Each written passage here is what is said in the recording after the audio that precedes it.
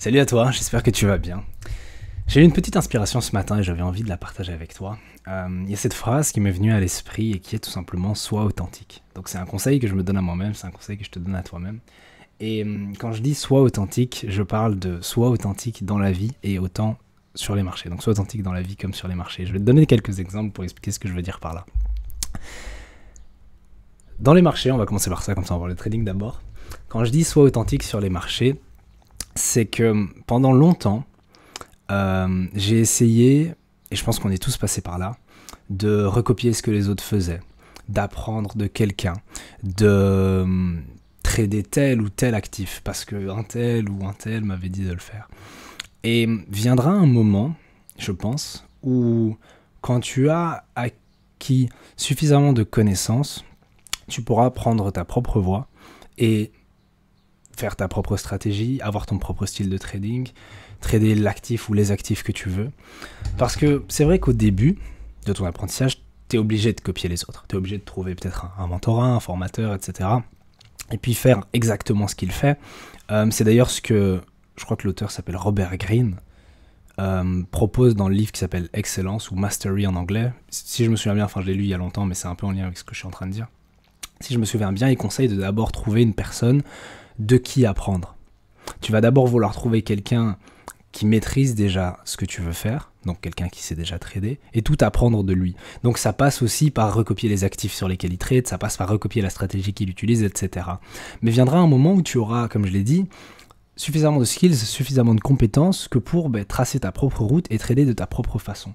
Parce que je ne saurais te raconter le nombre de fois où j'ai entendu des choses comme tu dois trader tel, parce que pour ceux qui ne le savent pas, je trade essentiellement l'euro USD. Le nombre de fois où j'ai entendu tu devrais trader plus de paires, tu devrais pas trader cette paire-là, tu devrais trader ci, ou même des personnes qui me disaient de complètement changer de marché, de pas trader le forex, tu devrais trader les indices, tu devrais trader les options, les contrats à terme, etc. Et ça peut avoir du sens au début, et ça a du sens, comme je l'ai dit, dans le contexte où tu apprends. Donc imaginons tu démarres en trading, focalise-toi sur un marché. Imaginons, je sais pas moi, le trader auprès duquel tu apprends, ton formateur, ton mentor, etc. auquel tu apprends, il trade que les contrats S&P 500 mini, je sais pas, ok, éventuellement focalise-toi sur ce marché-là. C'est pas grave si plus tard tu veux changer, mais au début, essaie de faire le plus possible comme lui pour apprendre le plus de choses et ensuite trace ta route, comme je l'ai dit. Ou alors le nombre de personnes qui m'ont dit que je devais me diversifier. Donc non pas trader un autre marché, mais tu trades que l'euro-dollar. Tu devrais trader ci, tu devrais trader ça en plus et tout. Et je dis, mais j'essaye d'abord de maîtriser cette paire avant de me diversifier déjà. Et puis aussi, il y a plein de personnes, c'est peut-être pas la majorité, mais il y a plein de personnes qui ne tradent qu'une seule paire. Et qui font du bon boulot avec. Oui, mais comment tu fais quand il y a moins de volatilité ? Tu trades moins ou pas du tout. Ta stratégie s'adapte à la paire que tu trades. Enfin, dans ce cas-ci, du coup, si tu trades qu'une seule paire, du coup, tu vas pas être un trader avec une stratégie spécialisée Forex, par exemple, tu vas être un trader avec une stratégie spécialisée euro-dollar. Puis aussi, ces personnes-là ne prennent pas en compte le fait que j'intègre énormément la macro à mon analyse fondamentale, à mon trading, pardon, donc j'intègre énormément l'analyse fondamentale, et donc ça n'aurait aucun sens d'aller, par exemple, trader le yen japonais, ou je sais pas, moi, le CAD, le dollar canadien, j'ai aucune connaissance macro de ces économies-là. Je connais que, en tout cas essentiellement, les États-Unis et l'Europe. D'où le fait que je trade l'euro-dollar.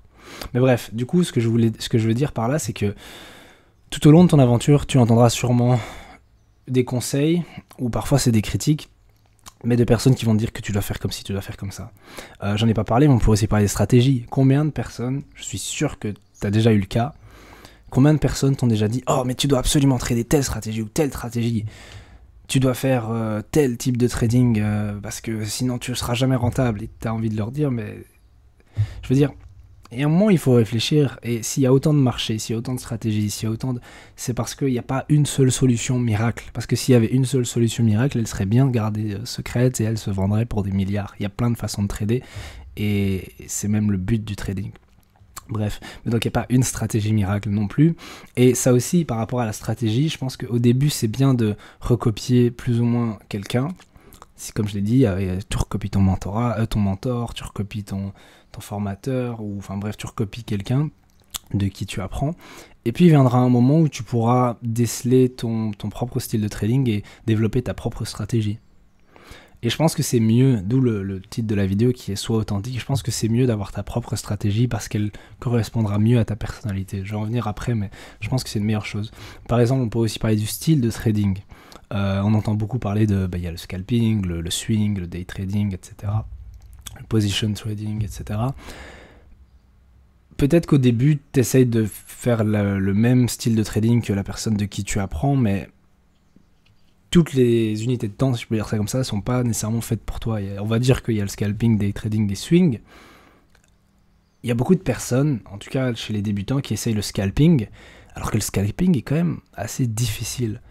Pas tant pour des raisons, pas sur le plan technique, mais plutôt pour des raisons psychologiques. Parce que le scalping présente énormément d'opportunités, beaucoup plus que du coup avec du day trading ou du swing. Pourquoi ? Parce que tu prends plus de positions sur le mois. Et ça peut être difficile de savoir lesquelles saisir et lesquelles ne pas saisir. Non pas d'un point de vue technique, encore une fois, là tu as ta stratégie qui te dit clairement lesquelles prendre et lesquelles ne pas prendre. Mais sur le plan psychologique, ça peut être dur de, on va dire, suivre les marchés à un rythme aussi rapide. Parce qu'on trade avec des unités de temps très courtes, parfois même de l'ordre de la seconde pour les scalpers. Et donc ça peut être compliqué. Là où du day trading ou du swing te laisse plus le temps d'y réfléchir. Mais après ça dépend, il y a des personnes justement, elles vont dire moi je déteste faire du swing, je sais pas attendre des heures devant un graphique, j'ai besoin d'être dans l'action, j'ai besoin que ça bouge, j'ai besoin que ça évite, j'ai besoin d'ouvrir une position, quelques minutes après la refermer, je déteste cette tension qu'il y a de garder une position ouverte pendant plusieurs heures, plusieurs jours, mais ça c'est leur personnalité. Par exemple, avec le temps, j'ai compris que ma personnalité n'était pas du tout là-dedans. Ce côté un peu frénétique, très rapide, etc., devoir prendre des décisions en temps réel, parfois en quelques secondes ou quelques minutes, c'est pas pour moi. J'ai besoin de justement prendre des décisions posées, réfléchies, et parfois, enfin même très souvent, les positions que je prends, déjà j'en prends en moyenne 10, même moins que ça par mois, mais c'est des positions que je prépare pendant plusieurs heures, voire plusieurs jours, parce que j'aime que, entre guillemets, les planètes s'alignent. Après, forcément, la raison de mes trades est différente de la raison d'un trade en scalp, donc forcément, ça nécessite plus de confirmation, puisque c'est du swing, enfin surtout du swing ou du day trading, mais surtout du swing. Mais tout le travail de recherche avec le fonda, et puis le travail technique pour trouver les niveaux clés, si je peux appeler ça comme ça, idéaux, ça prend du temps, mais ça correspond bien mieux à ma personnalité. Mais je sais qu'il y a des gens, si on leur disait de faire du swing, ils perdraient de l'argent, non pas parce qu'ils savent pas trader, mais parce que le fait de devoir attendre trop longtemps, ils vont devenir impatients, ils vont sauter sur un trade, etc., etc. Ou alors ils vont ouvrir une position, ils vont couper court à leurs gagnants parce qu'ils savent pas, le prix se développe trop lentement pour eux, etc. Et donc le point que je vais faire avec tout ça, donc par rapport au trading et au fait d'être authentique en trading, c'est que si tu es suffisamment avancé en trading, ça veut dire que si tu apprends le trading, on va dire depuis un peu plus d'un an, on va dire 1, 2 ou 3 ans, voire même plus peut-être, peut-être en dessous d'un an, c'est peut-être pas la meilleure idée de commencer à tracer ta propre route, mais si tu apprends le trading depuis plus d'un an, je pense que tu as déjà suffisamment les bases que pour commencer à dresser ton propre chemin, pour commencer à développer peut-être ta propre stratégie, commencer à te dire, tiens, j'ai toujours tradé tel actif depuis le début parce que c'est ce que mon mentor m'a dit de faire, mais est-ce que ça me correspond vraiment ? Parce que s'il y a plusieurs marchés, c'est pour deux raisons, c'est parce que simplement c'est structurellement comme ça, il y a plusieurs marchés, mais aussi, si on prend plutôt les choses du point de vue du trader, c'est parce que les marchés bougent différemment. Les indices bougent pas de la même façon que les contrats à terme, que le forex, que les cryptos, et donc trouve aussi, et pour ça tu vas sur les graphes et tu passes des heures simplement à regarder les différents actifs, passe du temps à essayer de trouver le marché qui te correspond le mieux. Par exemple, je sais que l'euro USD me correspond mieux que d'autres paires comme le AUD USD ou je sais pas moi le JPY CAD, parce que en tout cas pour le forex, je sais que tu as les paires majeures, tu as les paires mineures et puis tu as les paires, je crois qu'on appelle ça exotiques. Et pour donner une règle générale, les paires majeures bougent assez lentement, les paires secondaires, donc mineures on va dire, bougent un peu plus vite, et les paires exotiques bougent très vite. Ça s'explique par plusieurs raisons, mais bref. Mais je sais que, ou par exemple l'or aussi bouge très vite, enfin bon, tout est relatif, mais pour moi je trouve que ça bouge vite.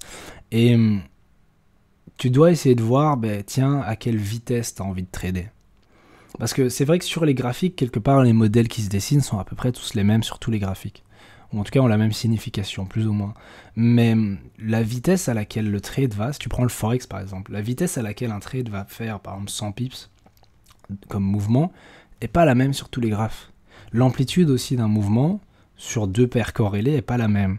Et peut-être que tu vas vouloir trader les paires les plus rapides, ou peut-être justement trader les paires les plus lentes. Beaucoup de gens se plaignent que l'euro-dollar est lent, c'est vrai que c'est des mouvements, bon, parfois il y a les annonces économiques qui est un grand boom dans un sens, mais globalement la paire bouge très lentement. Tu peux avoir des journées à parfois 20, 30 pips, et les gens qui vont dire c'est pas assez, tu vois, alors que d'autres paires, leur journée moyenne c'est leur 60, 70 pips de mouvement. Mais là où la plupart des gens le critiquent, moi justement c'est ce que j'adore. Parce que ça me laisse le temps de bien réfléchir, d'être posé, calme, mais parce que ça match ma personnalité. Ok. Par rapport à la stratégie, t'as peut-être pris même chose. Tu trades peut-être d'une certaine façon, et puis en fait, tu te rends compte que la façon dont tu trades comme ça parce que c'est ce que t'as appris de ton mentor ou quoi, mais t'as jamais remis en question ça, et peut-être que tu l'as même pas backtest ta façon de trader. Parce que tu dis, c'est bon, c'est rentable parce que lui, il est rentable avec, mais c'est pas nécessairement. Parce que peut-être que tu l'appliques pas comme lui, ta stratégie. Tu vois, et donc peut-être que ça peut être intéressant de passer du temps en backtesting, à voir ce qui fonctionne et ce qui fonctionne pas déjà, mais aussi à voir ce que tu aimes et ce que tu aimes pas. Parce qu'imagine que tous les jours, tu utilises, je sais pas moi, un indicateur ou une façon de trader que tu détestes, c'est pas génial. Faut que tu aies du plaisir à aller devant les graphiques, tu vois, et pas que ce soit une tâche non plus. Bon, peut-être passer un certain temps, ça deviendra redondant et chiant, et ce sera un process à exécuter, mais en tout cas, au début, il faut qu'il y ait une sorte de petite excitation, un petit peu, tu vois. Enfin, bref. Puis alors, je sais plus si j'avais... Ouais, par rapport au père, ça, j'ai déjà parlé. Et puis alors, quand je dis d'être authentique, c'est aussi dans la vie en général, parce que comme tu le sais, j'aime bien faire des parallèles entre le trading et sur les graphiques et en dehors des graphiques. Je pense que c'est tout autant important d'avoir une vie, on va dire, équilibrée en dehors des graphiques, pour mieux aborder les graphiques. Mais quand je dis être authentique en général, c'est... Ce matin, je pensais aussi à toutes les personnes qui m'ont dit « Tu devrais pas faire une chaîne YouTube, tu devrais pas... c'est pas bon. » Et alors, l'argument principal, c'était que en faisant une chaîne YouTube, mais comme tu montres tes résultats, si tu es transparent, ça te renvoie ce feedback un peu. Et donc, tu vas avoir peur de mal trader, parce que du coup, tu vas devoir le montrer aux autres, et ça va avoir un impact, parce que tu vas trader pour les autres, tu vas trader pour le public, tu vas forcer des trades, etc. Ça, c'était l'argument de base. Ce qui est valable en soi, parce que c'est vrai que ça peut te mettre une certaine pression, mais quelque part, la pression, les gens, ils réagissent différemment. Ça veut dire que, imagine, tu prends un sportif de haut niveau, imaginons, il y a des sportifs de haut niveau qui préfèrent s'entraîner en privé, il y a des sportifs de haut niveau qui préfèrent s'entraîner en public. La différence, c'est que ceux qui s'entraînent en privé, souvent, le public leur met une certaine pression, ils s'entraînent pas aussi bien quand il y a des gens qui les regardent, etc. Et il y a d'autres personnes pour qui c'est l'effet inverse. C'est parce qu'ils se savent regarder, ils se disent « Ok, je dois pas merder ». Et donc ça leur donne ce petit coup de pouce pour justement mieux trader. Et si on regarde mes stats, si tu remontes un peu dans les vidéos de la chaîne, tu vas sûrement en trouver une où je montre mon equity curve, ma courbe de croissance. Tu verras que depuis littéralement le 1er janvier, donc depuis que j'ai ouvert la chaîne YouTube, ma courbe de croissance ne fait que monter. Là où avant c'était très montagne russe. Et donc quelque part, je pense faire partie de la catégorie des gens qui travaillent mieux sous cette pression, qui travaillent mieux quand il y a un peu un enjeu derrière. Parce que si on... Enfin, après, encore une fois, ça ne veut pas dire que tout le monde devrait faire une chaîne YouTube. Il y a des gens pour qui c'est fait, il y a des gens pour qui c'est pas fait.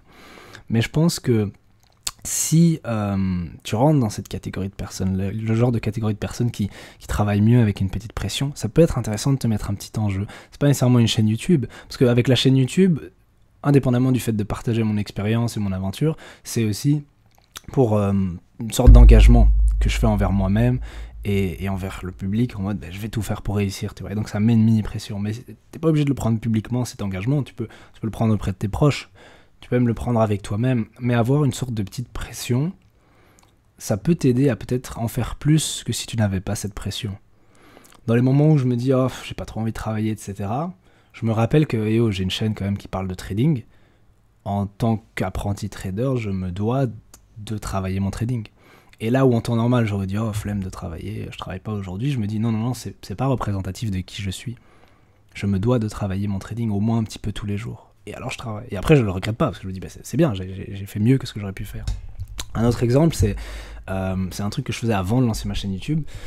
De temps en temps, je m'imaginais quelqu'un à l'autre bout du monde, peu importe où, qui travaillait pendant que moi je me reposais.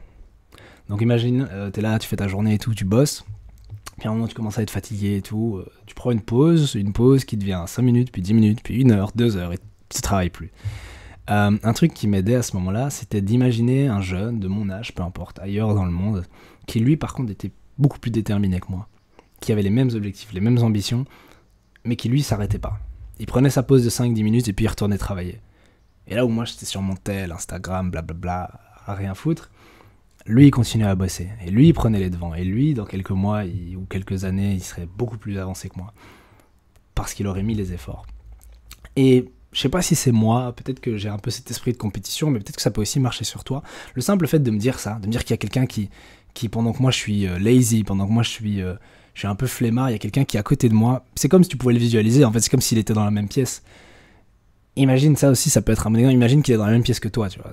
Imagine un double bureau, vous travaillez l'un en face de l'autre, et toi t'es là sur ton tel, et puis tu regardes au-dessus du bureau, tu vois qu'il continue à travailler, tu te dis merde, faut que je bosse quand même. Enfin, je sais pas, c'est peut-être juste moi avec mon esprit de compétition, mais du coup je me dis non, je vais faire mieux, et du coup go retravailler. Mais ce que je veux dire par là, c'est donc un petit enjeu comme ça. Trouve un petit trick, un petit tour que tu peux utiliser pour justement t'obliger à travailler dans les moments difficiles. Ça remonte quelque part à ta motivation, en fait, ce pourquoi tu le fais, mais trouve un peu cette motivation, cet enjeu, cette pression positive, pas négative, pas une pression trop grande de telle sorte qu'elle t'écrase. Non, il faut une pression suffisamment élevée pour te motiver, mais pas trop élevée, sinon elle va juste clac. Mais du coup, voilà, pour en revenir à YouTube, c'est vraiment ça, c'est... Beaucoup de personnes se lancent pas sur YouTube parce qu'elles ont peur de tout un tas de choses. Mais si c'est vraiment ce que tu as envie de faire, fais-le, sois authentique. Oui, mais parce que toutes les questions que les gens se posent souvent, c'est oui, mais je sais pas si je saurais faire des bonnes vidéos, je sais pas si je saurais faire suffisamment de vidéos ou à un rythme assez régulier, je sais pas si ça va marcher, on s'en fout que ça marche. Je sais pas si, et puis si, je sais pas ce que ma famille va en penser, etc., etc., etc. Et si tu réfléchis un petit peu plus loin que ça, tu te rends compte que toutes les questions que tu te poses, premièrement, c'est même pas des problèmes auxquels tu fais face là maintenant.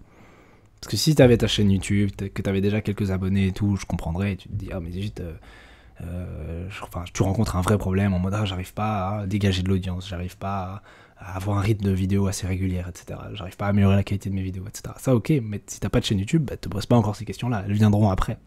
Il y a d'abord les actions et puis les problèmes qui viennent et puis on trouve des solutions. Ou alors les autres trucs, par exemple ta famille, tes amis, ce qu'ils vont en penser ou ce que les gens vont en penser, ça aussi c'est une peur qui t'empêche simplement d'exprimer ce que tu as envie d'exprimer au fond de toi, tu as envie d'être créatif, tu as envie de faire quelque chose. Et là je parle de YouTube, mais c'est la même chose sur les marchés. Sur les marchés, peut-être que tu as une certaine façon de trader, que tu restes bloqué dans ces mêmes mécanismes qui peut-être même t'empêchent d'être rentable. Mais tu restes bloqué là-dedans parce que tu as peur de l'inconnu, tu as peur d'essayer autre chose, tu as peur de te dire oui mais et si maintenant je passe 2-3 mois à tester une nouvelle stratégie, en fait elle est pas rentable. Ben dis-toi juste que ça peut pas être pire que maintenant. Genre littéralement, c'est si maintenant par exemple t'es pas rentable, ça peut pas être pire d'essayer quelque chose de nouveau. Puisque là tu vois que ça fait je sais pas moi, 3 mois, 6 mois, 1 an que t'es pas rentable. Essayer quelque chose de nouveau, ça peut que être mieux. Même si tu progresses pas, même si après 1 mois, 2 mois, 3 mois où tu testes un nouveau truc, tu vois que ça change rien, ben c'est pas grave parce que t'étais quand même pas rentable. Donc au final, juste t'as pas avancé, mais t'as pas non plus régressé. Donc cette peur, enfin, même chose, tu peux lancer une chaîne YouTube et puis si un jour tu te dis en fait j'ai pas envie de faire ça, ou pire tu fais des vidéos, tu coupes, enfin tu dis juste t'arrêtes YouTube, même si t'as fait que 1 mois, je sais pas. Enfin bref. Et dernier point aussi que j'aurais aimé aborder par rapport au fait d'être authentique, mais ça rejoint ce que je disais avec YouTube et la famille, mais ta famille va peut-être te mettre énormément de bâtons dans les roues. Pas volontairement, mais ils vont avoir peur, ils vont te faire des remarques, ils vont remettre en question tes choix, etc. Si tu décides d'être, imaginons, un trader pro, plus particulièrement en indépendant. Parce que si tu veux être trader pro en institution, je pense pas qu'ils vont paniquer, tu vas faire ton diplôme tranquille, je sais pas moi, en économie, en finance, en ce que tu veux. Puis tu vas travailler pour une institution financière, et ils seront déjà plus rassurés parce que t'as ton contrat, t'as ton beau costard, machin bazar, donc je pense pas que ça les dérangerait si tu veux travailler dans le monde de la finance, mais c'est particulièrement si tu veux travailler en indépendant. En fait, c'est cette crainte que toutes les personnes ont vis-à-vis des gens qui veulent être entrepreneurs, parce que c'est considéré comme entrepreneur, parce que t'es indépendant, c'est que c'est pas la même chose qu'être employé, tu vois, t'as pas cette sécurité d'avoir un salaire à la fin du mois, etc. Et puis aussi, ça sonne pas de la même manière dans les oreilles des gens. Les gens, quand tu leur dis, oui, tu travailles en indé ou t'es entrepreneur, ils sont là, ah ok. Et il y a beaucoup cette vision d'incertitude, etc. Par rapport à ça, 2 choses que j'aimerais dire. La première, c'est fais vraiment, bon c'est super bateau, mais fais vraiment ce que tu aimes, fais vraiment ce que tu souhaites faire. C'est d'où le fait d'être authentique en fait. Parce que, imaginons maintenant que tu décides de sacrifier ton trading simplement entre guillemets pour plaire à ta famille, ben, peut-être que du coup tu seras content parce que du coup t'es pas allé au conflit, tu vois, il n'y a pas de conflit avec ta famille, ah, c'est bon, je fais ce qu'ils ont envie que je fasse, et ah ouf, c'est bon, il n'y a pas de conflit, il y a toujours une bonne entente familiale. Mais de l'autre côté, bah, du coup, tu seras frustré parce que tu n'auras pas pu faire ce que tu voulais vraiment faire, t'essayer au trading. Ou à l'inverse, du coup, bah, tu te donnes à fond au trading et oui, peut-être que tes relations familiales vont se détériorer à court terme, mais ce qui est sûr, à moins que les membres de ta famille soient des gros cons, mais ce qui est sûr, c'est qu'à partir du moment où ils voient que tu réussis, donc quelque part, donne-leur une raison de ne pas avoir peur. Quand ils verront que tu commences à réussir, quand ils verront que bah, ça va, à ce moment-là, tous les conflits qu'il pouvait y avoir vont disparaître. Parce que du coup, ils vont te faire confiance. Ça devient systématique avec mon téléphone sonne dans les vidéos, je suis désolé. Du coup, ils vont te faire confiance et ils auront plus peur pour toi que... Parce que souvent, c'est la peur. En fait, il peut y avoir deux choses. Soit tes parents, tes amis, ta famille, bref, toutes les personnes de ton entourage ont peur que tu rates. Ça, c'est genre juste de l'amour inconditionnel. Ils ont peur que tu fasses le mauvais choix et voilà. Soit c'est leur croyance vis-à-vis du trading qui projette sur toi. Parce que eux pensent que c'est pas possible, parce que eux peut-être même ont cette projection et le fait que tu puisses réussir dans un domaine qu'ils auraient jamais tenté peut leur renvoyer un peu une blessure à leur ego. Je m'explique. Imaginons que tes parents soient des fervents défenseurs du diplôme et de la réussite universitaire. Te voir réussir, imaginons sans diplôme, sans faire un parcours d'études, ou enfin bref, en apprenant sur internet, pour vulgariser. Un truc, un skill, n'importe quelle compétence et que tu arrives à en faire de l'argent. Ça les obligerait à admettre que la voie qu'ils ont choisie n'était pas la seule et unique voie. A.k.a. le diplôme, un beau boulot, machin, etc. Et c'est très dur, surtout pour une personne plus âgée. La plupart des gens ne reconnaissent pas leur tort, reconnaissent pas ils restent enfermés dans leur façon de penser. Et il faut parfois réussir à se mettre dans la tête des gens et comprendre que c'est pas contre toi qui vont te faire des remarques, qui vont manquer de soutien, etc., c'est parce qu'ils ont leurs croyances et ils ont leur peur. Et ces deux choses-là combinées, ça peut être une mauvaise entente avec ton entourage, ta famille, etc. Mais je pense que la meilleure décision dans tous les cas sera toujours d'être authentique. Parce que tu préférerais peut-être vivre une vie où tu es aligné avec toi-même, une vie où tu es intègre, une vie où tu es authentique, même s'il y a quelques conflits avec certaines personnes de ton entourage qui ne sont pas d'accord avec tes choix, mais encore une fois, c'est tes choix, c'est ta vie, du coup... Ils peuvent avoir leur avis à donner, mais pas... Enfin, ils ont un avis, mais c'est ta vie, tu vois. C'est bien, en plus, ça rime. Bref. Mais je pense que c'est mieux, du coup, ce genre de situation, plutôt que de simplement faire les choses pour les autres. Ok, donc suivre les conseils des autres, mais beaucoup trop. Les suivre, pas parce qu'on est d'accord avec eux et se dire « Ah oui, mais peut-être qu'ils ont raison, effectivement, je devrais prendre cette décision. » Non, les suivre aveuglément, simplement parce qu'on a peur d'aller au conflit, parce qu'on a peur de prendre nos propres décisions, parce qu'on a peur de grandir, et simplement de prendre nos responsabilités. Et puis alors vivre une vie de regret. Une vie où à la fin, tu regarderas en arrière et tu te diras, mais et si j'avais essayé le trading? Ou et si je m'étais donné quelques années en plus? Et si je m'étais davantage investi dans ma réussite? Est-ce que j'aurais pu y arriver? Est-ce que ma vie serait différente? Est-ce que si tu auras toutes ces questions-là qui vont arriver, et tu n'auras qu'une seule réponse possible, c'est en fait j'en sais rien. Peut-être que ça aurait pu être mieux. Peut-être pas, c'est vrai, mais peut-être que ça aurait pu être mieux. Et ce doute va grandir dans ta tête et c'est ce qu'on appelle du regret. Enfin bref, j'espère que la vidéo t'a plu, j'avais juste envie de partager ça avec toi, mais sois authentique dans ta vie comme dans ton trading. Si maintenant il y a des décisions que tu t'empêches de prendre, simplement parce que tu as peur d'être toi-même, simplement parce que tu as peur d'aller à l'encontre de ce que tu as toujours eu envie de faire, fais-le. Fais-le intelligemment, hein, on va pas tout chier, mais fais-le intelligemment si tu as envie de poursuivre une certaine voie. Parce que ça te plaît, fais-le, sois authentique. Si maintenant dans ton trading, tu as envie de changer certaines choses, parce que ça te convient plus, parce que ton entourage, enfin tes potes traders, si t'en as, ou je sais pas, la communauté de traders dans laquelle tu traînes te dit non, tu dois trader telle stratégie, et tu dois faire tel type de trading, et trader tel actif, et c'est ce que tu fais, et tu dis mais moi ça me plaît pas, j'ai envie de faire autre chose, fais autre chose. Trouve ta voie. Il y a plein d'actifs, en fait il y a autant de façons de trader que de traders sur Terre. Donc trouve ta façon de trader, et puis... je te souhaite la réussite et un bon parcours. Bref, ciao.